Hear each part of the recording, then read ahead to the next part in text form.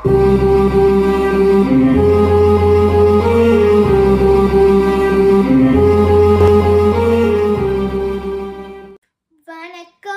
என் பேர் அமிழ்தினி. நான் அயர்லாந்தில் தமிழ் கல்விக் கழகத்தில் 2ஆம் வகுப்பில் படிக்கிறேன்.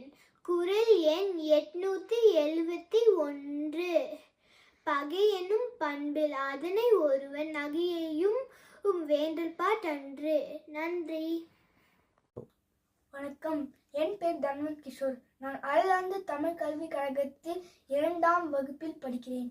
இன்று நான் சொல்ல போகும் திருக்குறள் பால் பொருட்பால். அதிகாரம் பகைத்திறம் தெரிதல்.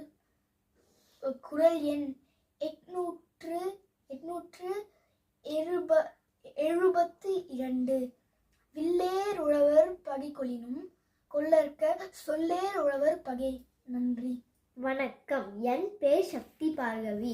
நான் அயர்லாந்து தமிழ் கல்விக் கழகத்தில் 3ஆம் வகுப்பில் படிக்கிறேன்.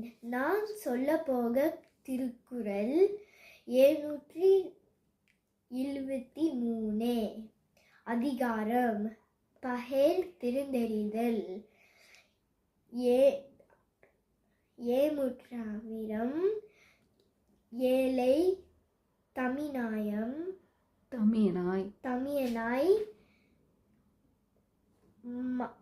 பல்லார் பகை கொள்பவன். நன்றி. வணக்கம். என் பெயர் தனுஷ் மோகன். அதிகாரம் பகை திருந்தெறிதல்.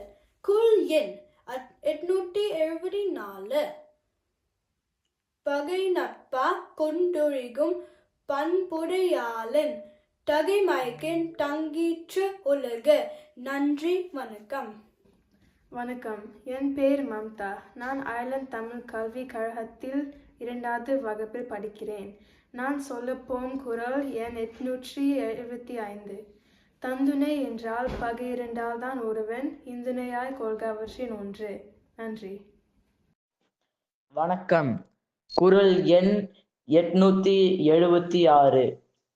தேரினும் தேராவிடினும் அழிவின்கண் தேரான் பகான் விடல். நன்றி. வணக்கம். வணக்கம், என் பேர் அகில் பால்முரளி. நான் அயர்லாந்து தமிழ் அகாடமியில் படிக்கிறேன். குறள் எண் 877. அதிகாரம் பகை திறந்தறிதல். நோவர்க்க நொந்த தெரியார்க்கு மேவர்க்க மேன்மை பகைவர் அகத்து. நன்றி. வணக்கம். வணக்கம், குறள் எண் 878.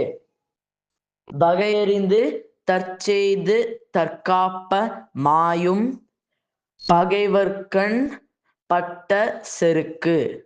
நன்றி. வணக்கம். என் பேர் சர்மதி. நான் அயர்லாந்து தமிழ் கல்விக் கழகத்தில் 2வது வகுப்பு படிக்கிறேன். இப்போ நான் சொல்ல போகிறது குறள் 879. குறள் இளையதாக முள்மரும் கொள்க கலையுனர் கைக்கொள்ளும் காலத்த எடுத்து. என் பெயர் தருண். நான் அயர்லாந்து தமிழ் கல்விக் கழகத்தில் படிக்கின்றேன். நான் சொல்ற போற குறள் 880. உயிரப்ப உளரல்லர் மன்ற செயிர்ப்பவர் செம்மல் சிதைக்கலாத்தார். நன்றி. வணக்கம்.